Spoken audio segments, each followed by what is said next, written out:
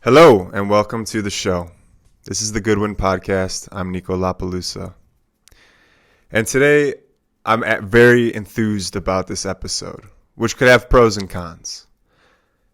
I'm enthused because I've learned a lot of new information that I find exceedingly interesting, and concerned that I won't be able to do it justice by sharing, because there's a lot of information. So categorizing it in my brain and then being able to transcribe it is something I can only do my best on. So this weekend, I was invited to an elder ceremony.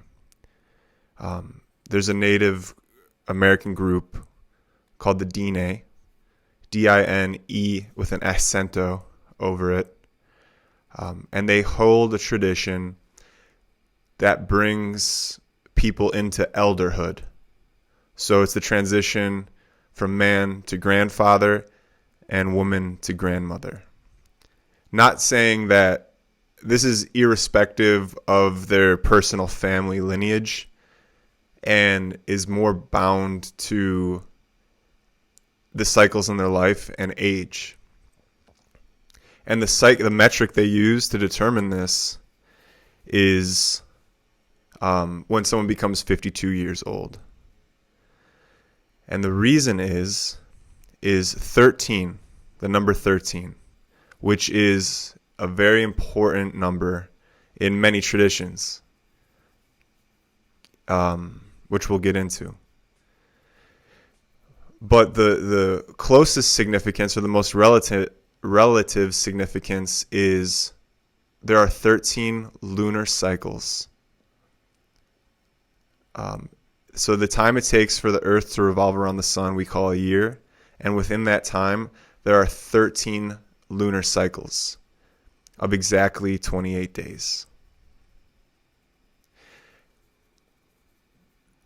So to begin, I guess, my mind is going to, why do we have a 12-month calendar? The Gregorian calendar is 12 months. And we have some months that are a little longer, some months are a little shorter. When the true time and space that we've been given, based on, again, the cycle around the sun, and within that cycle, the lunar, the cycles around the earth, being exactly 28 days, and there's 13 of them. And the ceremony of 52 is significant because it's 4 cycles of 13. So the first cycle will be 0 to 13. And then it would be 13 to 26, 26 to 39, 39 to 52. 4 being significant because they then relate it to the 4 directions, the 4 elements. So our first stage, our first cycle of 13, 0 to 13, is bound to the east.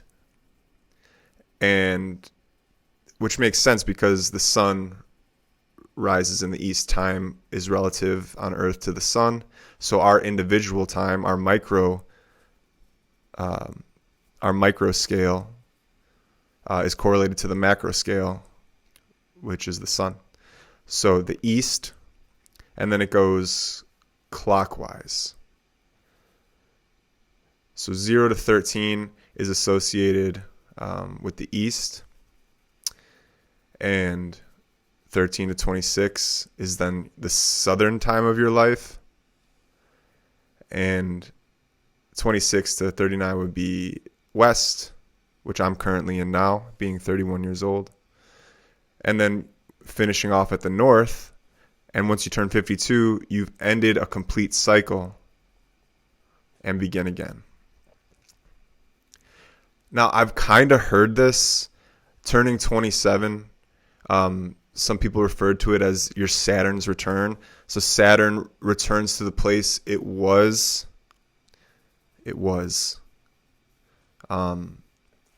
In respective to the sun and the earth. So obviously the sun is moving through space, So it's not exactly where it was. It's not the model of the solar system where the sun's in the middle and the earth just move and the planets just move around it is less accurate because the sun is moving. So the planets are actually being dragged like in a tidal wave moving around the sun. So it's not in the exact same place, but it's in the same place relative to the Earth's position to the sun. Basically, it takes 27 years for Saturn to rotate around the sun, where so that's your Saturn's return. And a lot of my more astral friends, they would say your Saturn's return can be a rough time. It's a time of transition, rebirth. And I got to say, for me, it was very impactful. It started off with an injury to my shoulder, and then I closed out my Saturn's return with getting ill with cancer, and now I'm like leaving my Saturn's return with a new perspective, a new health, with sharing new passions. And each of these stages are correlated with an element, and that's a piece of knowledge that I can't recall right now. But when you turn 52, you complete a full cycle, and you're reborn again into a brand new cycle, starting again in the eastern part of your life. But you're now going into this new cycle, having collected the knowledge of the previous cycle of 52 years, which is considered sacred in this tradition, and you are now transitioning to become an elder. And so 13 cycles of 28 days is what, like, the Mayan calendar was built upon, the Celtic calendar was built upon. And I want to just read a little bit about this. I basically Googled, like, what happened? Why did we adopt the Gregorian calendar of 12 uneven months when the planet has given us such, like, a clear like time cycle? Like, why did we break the 28-day matrix of 13 days? And furthermore, why did 13 get such a bad rap? Like, there's not 13 floors on buildings because of bad luck. Like, the PR of 13, it wasn't just avoided, but now it was made like a negative number. Like, where does the conspiracy end? Like how much illusion, like, how far does it go? I feel like everywhere I learn, everywhere I go, there's a potential for, like, this conspiracy thinking, and I'm not fully comfortable just adopting this mistrust, because the conspiracy theories are often dismissed. Even that word is often dismissed, but, like, it's not a conspiracy that we have a 12-month calendar. That's how our time operates off of. And it's not a conspiracy that the lunar cycle, it takes 28 days to cycle around the Earth, and it does so 13 times, creating 52 weeks. Because 13 weeks of 4. No, 13 cycles of 4 weeks for a year, for a lunar year. So I went to Quora, where people kind of speculate. You're not guaranteed like pure scientists responding. It's more people that are passionate, and usually relevant stuff or things that resonate with people rise to the top of the list. And so it's kind of based on society, whether people like it or not. I don't want to read this. There's so much to unpack here. And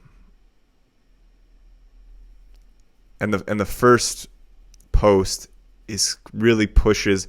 They even go as far to say that the reason the world is out of balance is because we've gotten rid of the natural cycle of the 13 of the lunar cycle, the 13 cycles of 4 weeks.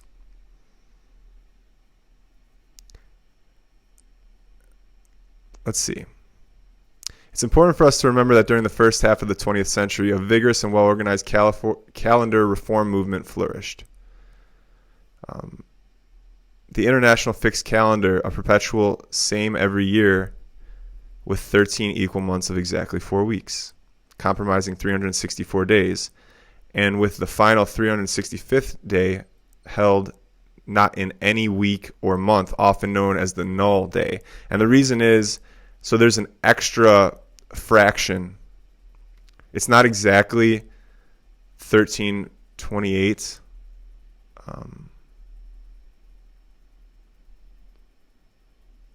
There's 365.242199 days. And the Gregorian calendar divides 12 uneven months, and that's what we're on right now. And plus the leap year, including an extra day to compensate for that. The World 13 Moon Calendar Change Peace Plan. So this person is literally, their like mission is to get us back on a 13-4 calendar. And this talks about the effort to do so. The 1328 Calendar Awareness Program is a people's movement synchronized with nature's movement to restore harmony and peace on Earth. This movement is destined to usher in calendar referendum for the year 2020, which is 13 years after... Oh, no. The 13 moon calendar belongs to no religion. It's purely non-sectarian and is democratic through nature.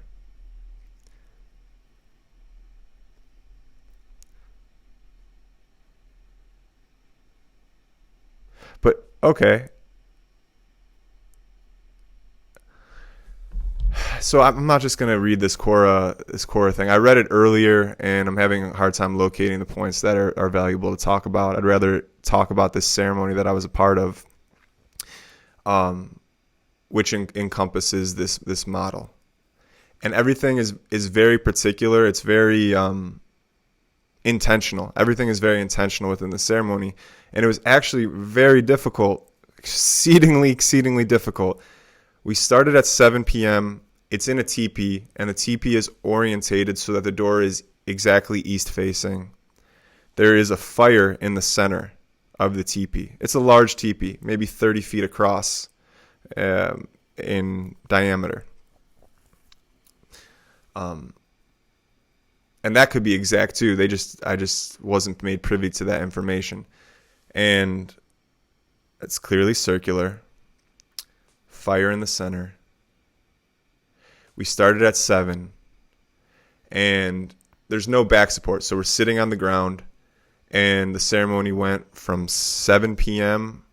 till about 11 in the morning. And there is a sacrificial element to it. We are supposed to stay seated and present for those 14 plus hours as a way to give thanks, or as a thanks for the life we are given. And it was difficult. It was very, very difficult. I wanted to quit. Maybe for 8 of the hours, I was trying to escape in my mind, but not being physically able to like get myself to leave, like feeling like I had nowhere to go. And even though it was November, it was warm, but the wind was wild and whipping. And because of that, usually a teepee has a bit of space on the bottom so air can come in and then kind of push the smoke from the fire up. But we walled off the bottom of the teepee with another layer. And what that meant for me was a significant amount of smoke was in the teepee at all times. So not only was it the length of the 14 plus hours seated on the ground, sitting up and present, not sleeping, but I felt like I was being smoked like a piece of jerky.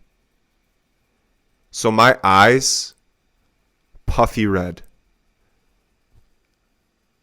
The breathing was very difficult, and especially when they started fixing the fire, because the fire was kept all night, and it was kept intentionally by a single person.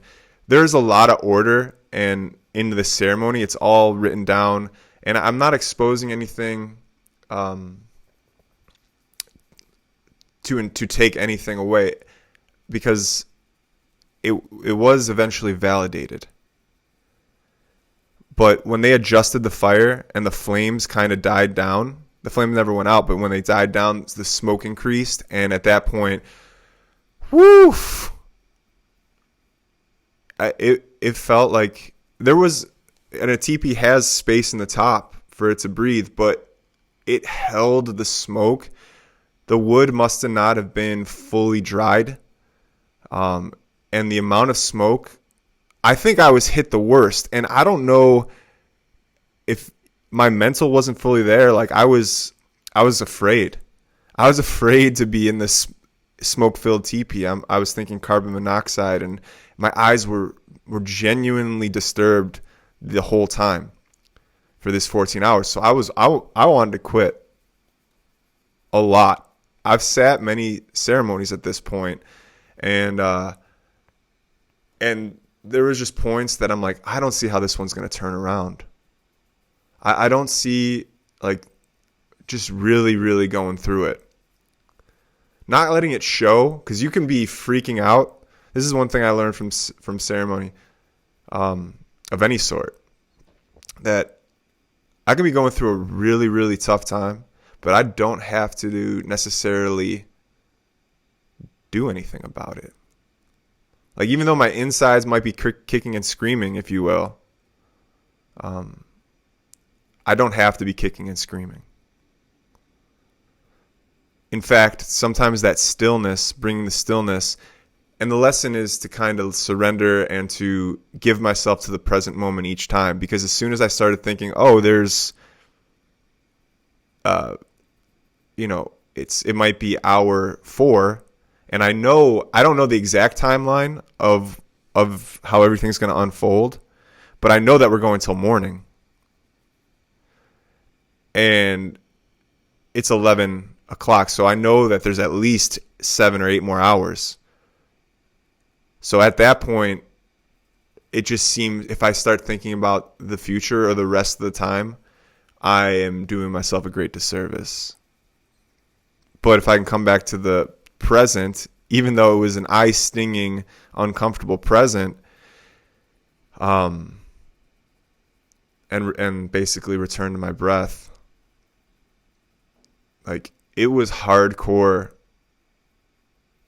mental training and fortifying of my soul and my ability to not give up.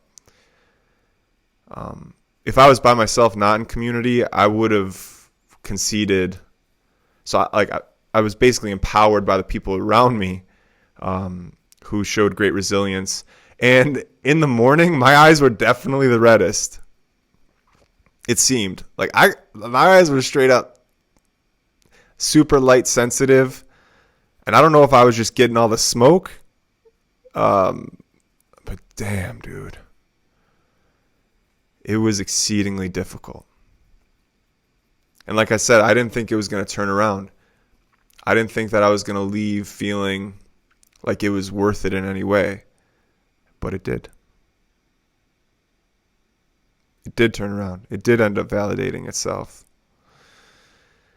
And come morning time, so this ceremony is filled with prayers, and the prayers are very specific. There's the blessing of the elements, and I can't quite share all of the structure because I'm very new to it. I was invited to be a part of this celebration as a woman enters in her grandmother phase, into her elder stage. And just bearing witness mostly. But every piece of it was done with intention. There was the fire, of course, but then there was an altar piece that and we blessed water 2 times throughout the night, and we did water prayers, where the men got to speak on the first water prayer, and then the second water prayer, which was closer towards the morning, or was in the morning, the women got to share and kind of bless the water with their words. There was the constant acknowledgement of the wind and the ground. It was actually more fire and water, I'd say, because there were instruments, and one of the instruments was a drum, and the drum was a kettle covered with a deer skin but filled with a little bit of water, and in the water was put fire. So it was put like some char, and the idea was it represents birth, and birth is when fire and water come together to create life. So life, like according to the tradition, life was created when fire and water met, and in that moment they were able to meet, came life as we know it. And there's just so much beauty, like so many beautiful metaphors, and so much, and because of the intention, and because of the thoughtfulness, like it did end up validating itself. It was intense a unique kind of suffering, because one, the sitting, I don't practice sitting for 14 plus hours on the ground. So hips, knees, my lower back's feeling a particular kind of way today. But the smoke really, really did me in, and had me basically dying slow. And it wasn't like one of those near-death experiences, like acute, like I almost fell off a cliff, or I got in a car wreck and saw my life flash before my eyes. It was a slow, like dying process, and having the conviction to sit through it, to sacrifice, and to surrender. When the morning came, I was like overwhelmed with joy, overwhelmed with gratitude. A gratitude for like the rising sun, which is so easily taken for granted, like every day, by me at least. Maybe I can change that. Maybe that's something I can take away from this ceremony. And there is an element of giving thanks every day that I've incorporated with ceremony work in the past, but the immense gratitude and clarity I felt from this particular ceremony, having gone to depths of self-preservation, ego, mental anguish, the gratitude was that much sweeter. And it was like, come morning time, come the second water prayer, just when I was praying, like in my mind, I was getting those tingles shooting from the base of my spine up to my head, but like it was all at once. It was like a wah, wah, wah. I felt like I was vibrating. And when I was in that place, we were encouraged when, like during our prayers, we were praying for the elder, the person transitioning to elderhood, but this was very much for us as well. And what I liked about who led the ceremony was the encouragement to acknowledge your dreams, like your selfish dreams, your desires, and to try and manifest those, to call in wealth and prosperity and like healthy living environments for yourself, and beautiful relationships. And the trick is when I was in that place where I felt like my prayers were the most powerful, all I wanted to pray for was the health and well-being and happiness of others and myself. Like I wanted to pray for forgiveness, and I wanted to pray for like mental clarity and the ability to love in a sustained and conditionless or conditionless way. And all the, like animosities and resentments let go of, dissipated, thinking of people that I've really built up a hardness to, and being able to let that go. And to share something very personal, that I was able to share in ceremony, and it was received really well, was it was my nephew's baptism. It was my first nephew, and it was his baptism on Saturday, this previous Saturday. I wasn't invited.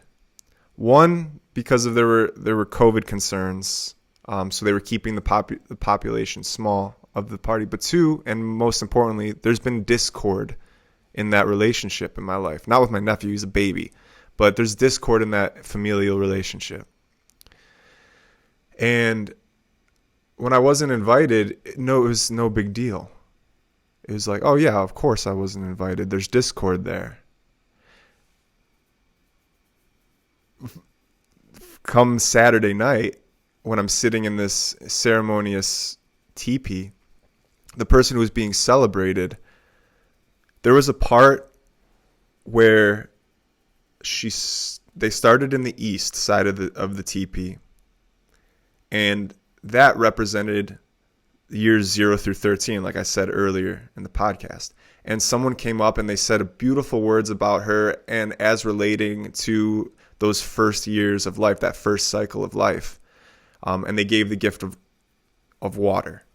There was gifts of water on each point, though. So they gave her a gift of water, and there's all types of water to acknowledge.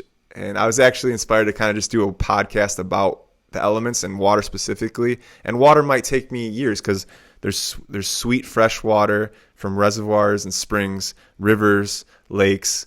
Then there's salty water in the ocean. And there's the combination of both in things like cenotes and brackish water. There's rain. Water can fall. Water's in clouds. So there's all types of water. So a particular type of water was acknowledged for that 0 to 13 years. And then she moved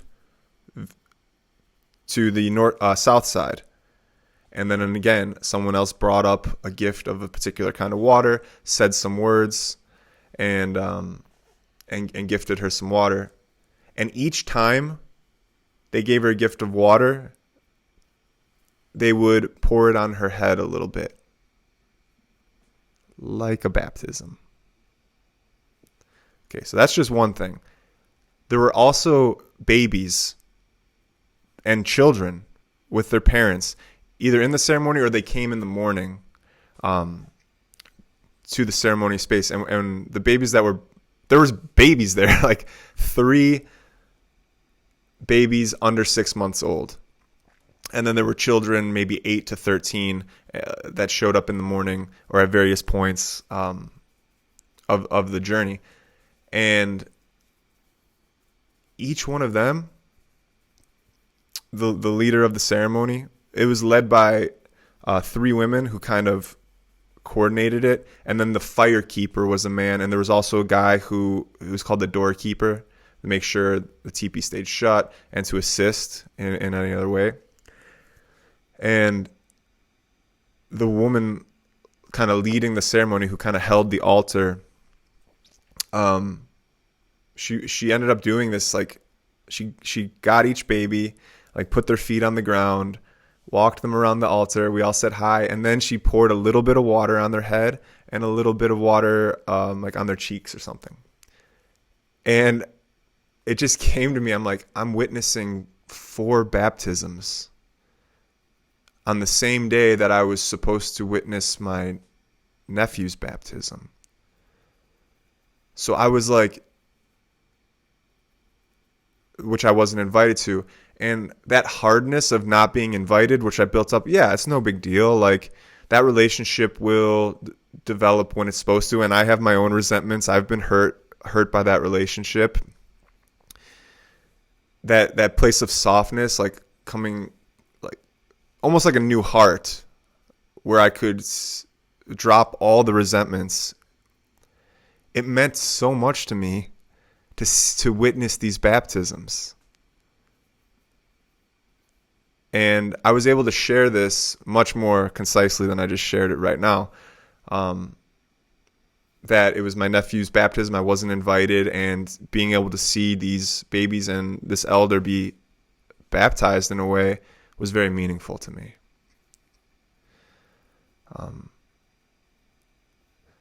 And just so much gratitude.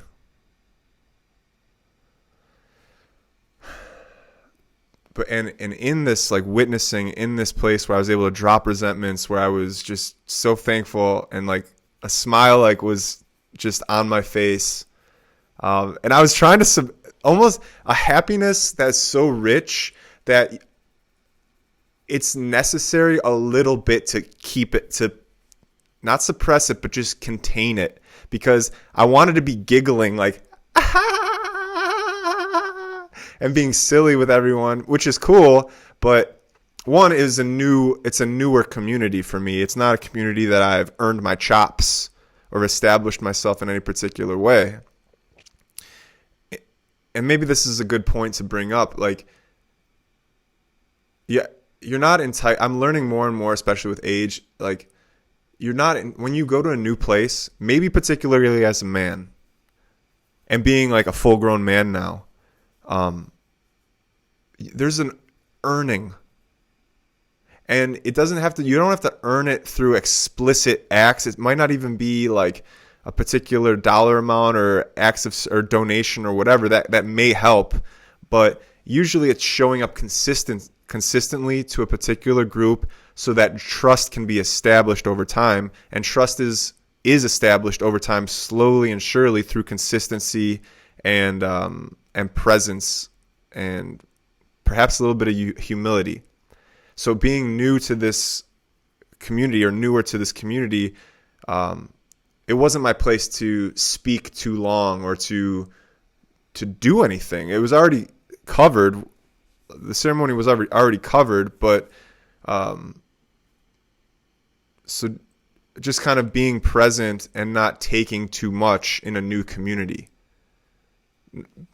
Starting with not like over speaking, and just being respectful and maintaining a certain amount of humility, knowing that if I went in with some sort of entitlement to be respected a particular way, or be heard a particular way, it would probably work in reverse. There might even be some resentment.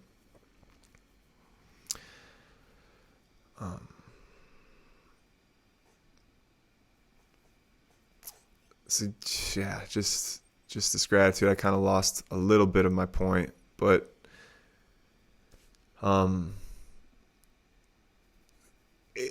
like basically a fresh heart, where I was able to drop resentments and genuinely wish the best for these relationships that have hurt me, even for that moment, while feeling the prayer. Like I've said in the past, there's that simple exercise of I love myself, and most time when I'm practicing, I'm almost lying. I don't love myself. It's kind of going through the motions. But when I do love myself and I can say it and feel it, then the whole practice gets validated. And it was just a super validating moment where I could feel these prayers being manifest. And it's just one step towards peace and repair. And I'm not asking for anything for them. It was more of me having like this piece of peace in my heart. And then when I kind of went through like all of these relationships in my life, asking for, like, my father to, he has a particular amount of anxiety in his age and with the dynamics in his life. So asking for him to have strength and clarity in his relationships, asking for my mother to be able to receive as much love as she's giving, as she has the ease in giving.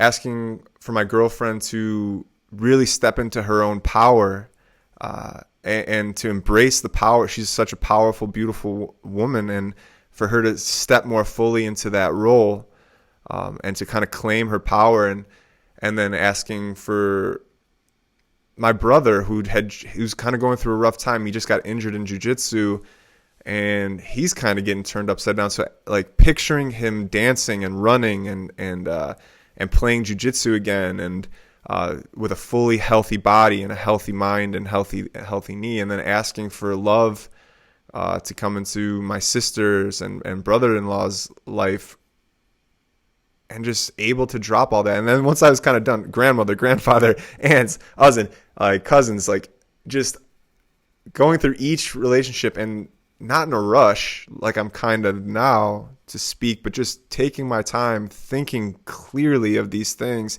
And then they were empowered with thought, or I'm sorry, like they were empowered with feeling, the thoughts, the thoughtful prayers. And then I kind of got to myself and I'm like, well, I might as well try to use some of this power of manifestation and see what happens.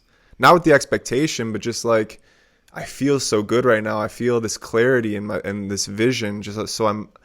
I might as well just like picture myself in beautiful places with beautiful relationships and friendships, true friendships, which has been a point of contention. But like people that call me and that invite me to places, not just places where I can pay and contribute with money, but ask me to hang out. And so I don't, and money and wealth, so that I can do the things, the passion projects, like bringing bison back to the Great Plains, like a wild bison population, which I don't know how it's going to happen. There's all sorts of objections and there's a possibility for doubt because bison need a tremendous amount of land. They're migrating animals. So how will that be moderated when they start going onto private people's lands? Like, is there a certain amount of containment that'll be necessary? And then will that diminish their ability to thrive? Like, but nevertheless, picturing the Midwest and the Great Plains once again full with tall grasses and full with bison.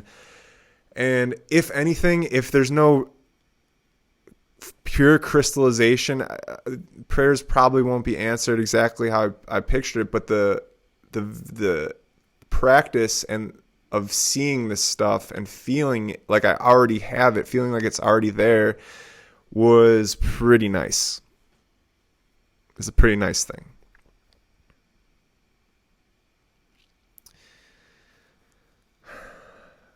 And I wonder if it can be done without that doubt and suffering that preceded it by the 10 plus hours of, questioning myself and questioning the experience. And I think the answer is yes. I mean, I think next time, if I'm invited to something like this, I'll have a little resilience knowing that I've persevered and made it through.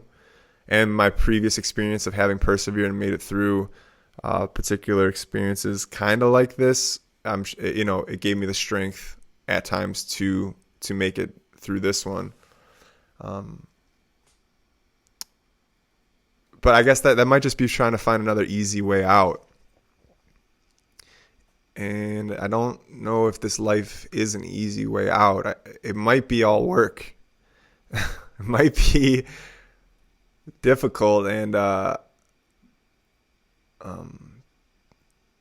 there's a struggle to it. But then again, the sweetness comes from the struggle. So, what else can I share? I was trying to remember some more of the more intricate elements of the ceremony that were described, or more in the intention. There was a cedar element. There was a person, one of the women who was helping facilitate. Like cedar was used to put on the fire during different types of prayers. And even when I brought up my nephew having been baptized, and I shared that with the community space, the woman carrying the cedar asked me what my nephew's name was, and I told him, and then we put some cedar on the fire for him, And in my mind, my prayer for him was, it's kind of easy to pray for babies, because all you can really ask for a baby is health, happiness, and love to be present in their life. I'm sure you can get into minutia, but like, I'm not asking for a baby to have like be able to support themselves financially, or to, to heal any illness. Is so healthy already. So it's more like health and happiness and longevity. may he always have clean water and a good source of food, and feel the presence of love in his life at various points. It's a little bit more complicated to pray for myself and adults because I have desires and wants, and I try not to conflate my desires too much. I try to remember those times when I feel the prayer is most potent. I'm usually asking for altruistic stuff, like the health of those around me and the health of myself. Like, I guess that same prayer for a baby is kind of like the foundation of my own self prayers. Like, hey, thank you, big force in the world. If you can listen, I'm thinking you can. That's how I'm playing the game. Thank you. And health and happiness is preferred. So that's my wish list. But it gets more specific.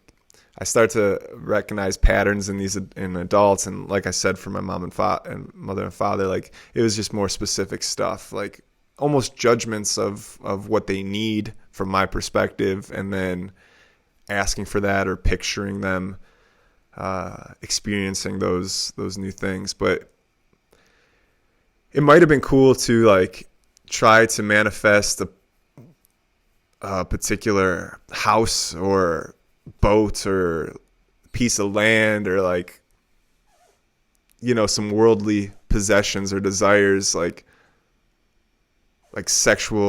cool sexual experiences. That might have been pretty cool. But when I'm in that heart space, it's harder to remember my penis space that I like to talk about on the show. And I think that's next episode, but there are some thoughts I've had. I think we're going to have a porn episode number 2. Talk about another conspiracy theory, the circumcision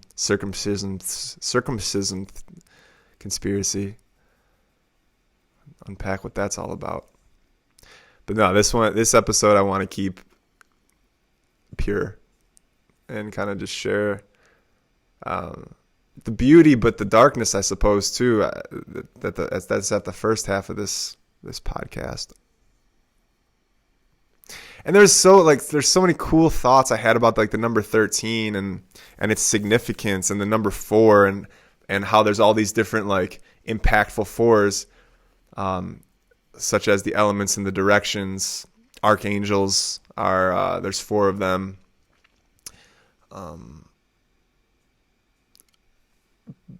But yeah, like the doubt in my head is like, well, there's really cool 3s, and people love 5 and 6. Like all the numbers have their own place and their own kind of cool correspondence to the nature of things. But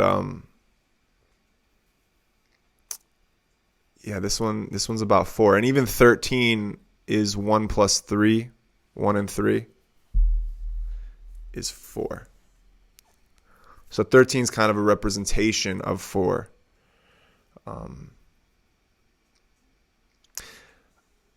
And another, so I got this tattoo. It's an 8-pointed star, which is 2 4s. And I got this before I started any of the ceremony work. And it's hard for me to know. Oh no, I remember why. The message I wanted of my first tattoo to be was to create more than I consume. I kind of had this awareness that, damn, humans just consume. I'm a human. I'm consuming so much every day. Water, air, food, aplenty. It's such a consumer world that we're living in. How do I give back? How do I contribute back to the cycle so that it doesn't break? It's not completely out of balance. And I looked up symbols of creation. I think Alpha, Omega. alpha was one of them, but this one came up as an alchemical representation of creation. So I think that was my thought process going in, but it's evolved now. Like this 8-pointed star has been it was very present in this past weekend's ceremony. And all these like 4 kicks is kind of like, did I manifest this path? Did I contribute to the manifestation of this path through this tattoo? Like, what is that all about? Is there a reality to that? It doesn't all feel coincidental. Like, coincidence feels further than ever after an experience like this weekend. So just things to consider. Things that I'm considering. Is this 4? I mean, in my phone number, there's 4 4s.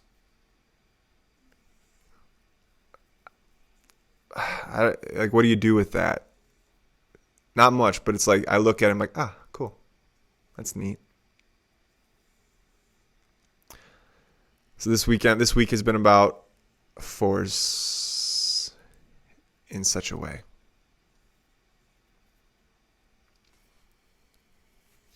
Driving home, I ended up getting an Airbnb with a few friends who were also there, and the price ended up being $44. And driving home, the license plate, I saw 2 license plate. One was 2222. There was some numbers on the front and back end, but sandwiched in between was 2222. And then I saw 44, which is less. It's usually more fun to see like 3 4s or 3 numbers in a row. It's like, oh. And sometimes I take pictures of like when my gas pump stops at like 1333, or I see license plates that have 3 numbers in a row. Oh, and this on the drive home, we were caravanning, a couple of us. And at the Tipi, which I actually helped disassemble,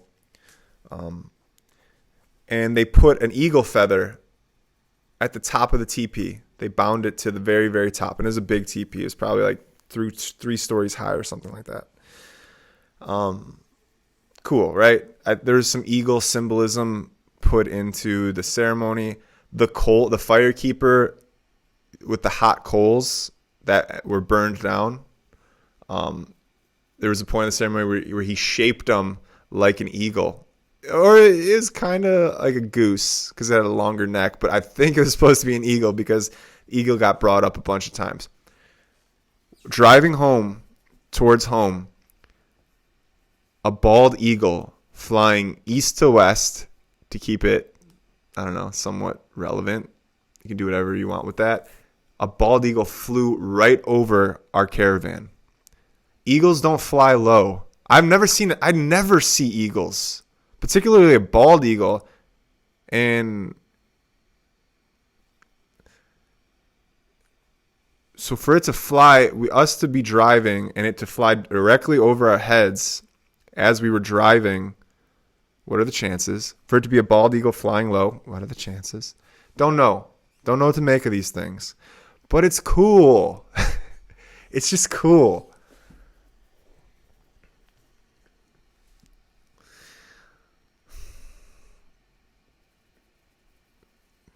Yeah. It's good to be in community. It's good to be in a community where people pray out loud. Like, I get church. This is kind of my church. When I get invited to these things, these ceremonies, like maybe once or twice a year, a couple times a year. And like people are intentional, like at least saying out loud nice things. It has a nice effect. If that's it, if none of what if we're not actually praying to, if it's just an abyss that we're praying to, which my heart's telling me no. But I can also see how the suffering of this of the place, of the life we're given, if it's not validated, it could very much feel like we're alone in a void. But yeah, and if that is true, if that's the pessimism that is adopted by you, I understand, and I'm empathizing that. I'm not trying to reject that. But at least saying things nice out loud, it like feels good in a moment to at least hear other people speak kind things. There's something nice about that, at bare minimum. And then if you want to add layers of like there is a higher intelligence that can actually be affected or listens in a particular way, then it can only just get that much richer, the experience. And so I get church. I was never really one to put down religions. I think there's something valuable to extract in all of them. All of them can point you to the thing, that enlightenment or greater peace or heaven or whatever, heaven on earth. So I was never one to kind of put them down, and maybe that's why I'm open to the possibilities of a loving creator. And in my mind, having a scientific background, right? I did the chemistry thing. I've been exposed to all sorts of the sciences. I listen to atheist podcasters who are intellectuals, and I enjoy their take on it. And they do bring up like the foundation of randomness. Like I can appreciate that, but in my mind, there is no like. They're not mutually exclusive. Like science has never been exclusive of God, but my God is bound to nature. So that like the marriage of God and science is like the examination of nature to me. Or is through nature, is through us. My idea of God is not creator, master technocraft, as Alan Watts would call it. Alan Watts does an amazing job talking about the models of God. One being, which is more aligned with the creation story of Christianity, where God makes humans out of clay, like the clay pot analogy. So God is outside of human, makes human, and now human is its own thing. And human is its own thing, separate of God. And Alan Watts does a good job, like kind of saying the consequences of that, of creating separation of God. And dang, another conspiracy is, why would anyone want us to believe that we're separate from God? So the second model is, we like God lives within all of us. It's more like a Hindu where, like it talks about a table covered with a scarf, and God is the hand underneath the table, and we are all the fingers, seemingly separate from each other, but really adjoined by a single life source, if you will. And a lovely, I don't know if it's called analogy, metaphor, symbol of this is like, someone of Eastern culture a child would ask, how was I grown? Whereas a child from the Western society would ask, how was I made? And we are grown. We're literally grown from seed to human. So like we are expanding out. This is all so basic, but it's sometimes nice to just hear it, how like these basic truths. Like cars are made, multiple pieces of a car put together to create a thing. It's not grown. And there ought to be a separation between that, something that does grow and expand from its single point, a seed to a tree, etc., organic life as we know it, as compared to something that's made. Like I'll listen to people in the fitness industry or that talk about like humans like they are mechanical. Like, oh, you have a pain in your arm, let's address the arm as a piece. And I find in my own personal practice, like I look at the whole as well as the piece, as the whole affects the piece, and as the piece affects the whole type of thing. So pain in my arm could mean a conditioning or a certain examination of my stomach, hips, whatever. And it's not so specific. It's not like, oh, my collarbone's connected to my third toe on my right foot. I don't know the value of that. I just think it's all together. There's evidence this is all connected. So examining the whole to get an understanding of the parts can be valuable, and examining the part as it relates to the whole can be valuable too. So with this perspective of God being in and of humans, it leaves room for science to coexist. I think it's harder for science to coexist with the clay model of God, which looks as God as the big man in the sky, separate from humans. So my divinity is a divinity that lives within all the living things, and it can be accessed by all the living things. It's much more inclusive. And so it leaves room for science and divinity to walk together and not outcast each other.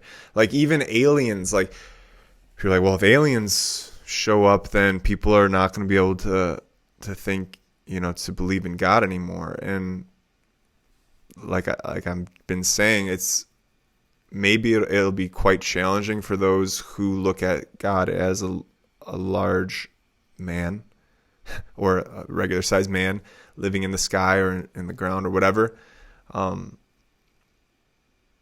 It could challenge that belief. But the whole universe can be included in that great force or the great spirit that permeates through all of it. A collection of the whole, in a sense. And what I have to do then is I have to think, okay, is it intelligent? Does it hear me?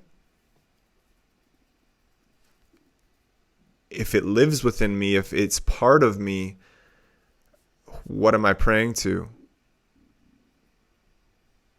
A part of myself? Am I praying to my real self, my whole self? And therefore, like, the creation, does it come from me?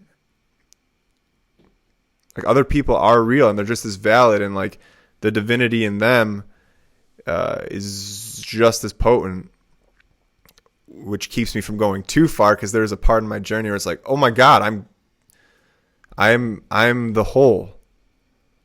But there's also a danger in imposing myself on the whole. It can lend itself to narcissism.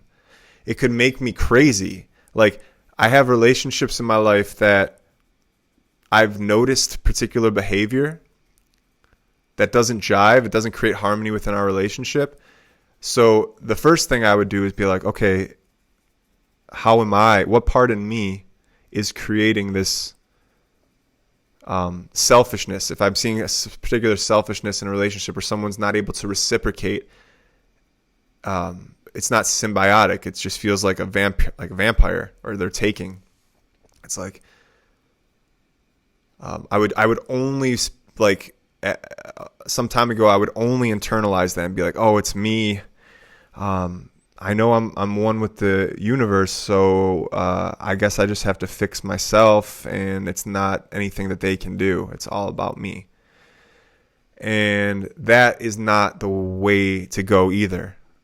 Because, I mean, you can also see things that aren't you, that aren't my divinity.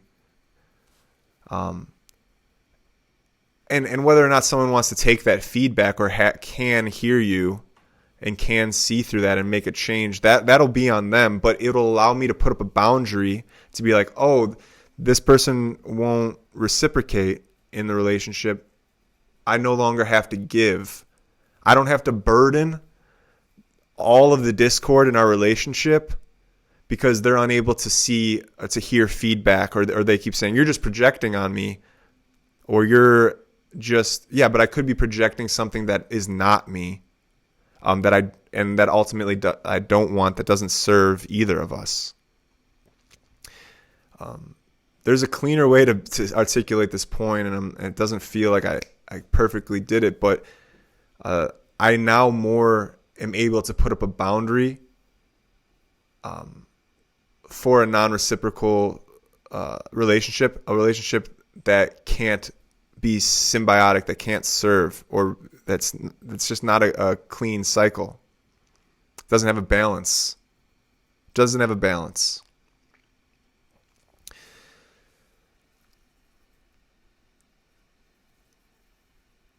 So it's almost like by genuinely seeing the otherness, it's like I can get the true otherness and appreciating, like, unity through diversity. Like, the true otherness can lend itself to the unification. It's not about making everything else about me. Oh, that's me. Oh, that's me. Oh, that's me.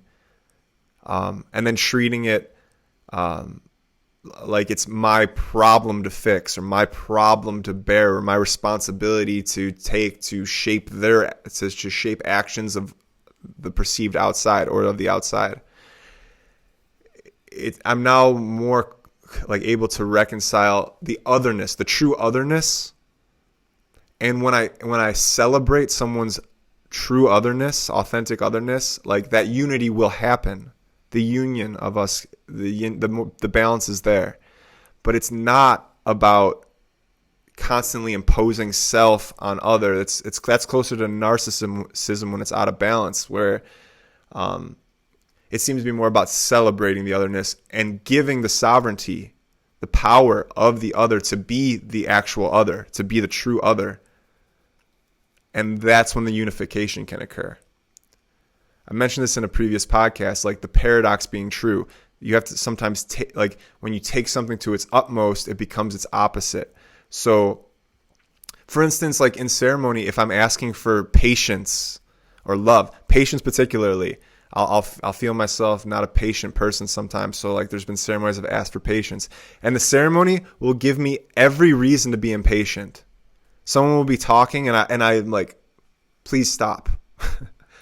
Like, wishing for that, like, it'll show me what impatience is so that I can learn patience. If I ask for love in my life, sometimes it'll show me all the ways that I'm not loving so that I can bring love to those places. I can't skate on rainbows all the time without seeing the darkness that can cast no rainbow, or whatever. This is a good one.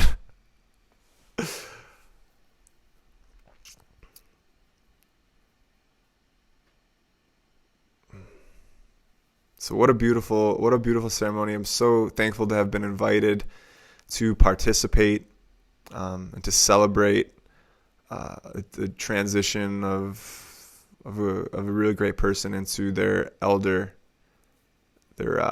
wisdom. And thank you, universe. Thank you, Great Spirit, for today and for all the days I have left. And thank you so much for tuning in and being with me and hearing these stories and extracting some beauty from it that you can carry with you. Putting up a boundary of anything I said that you can't carry with you, or that doesn't serve you in your particular path. So thank you so much for all of it and for being here with me. I'm Niko, and this has been The Goodwind.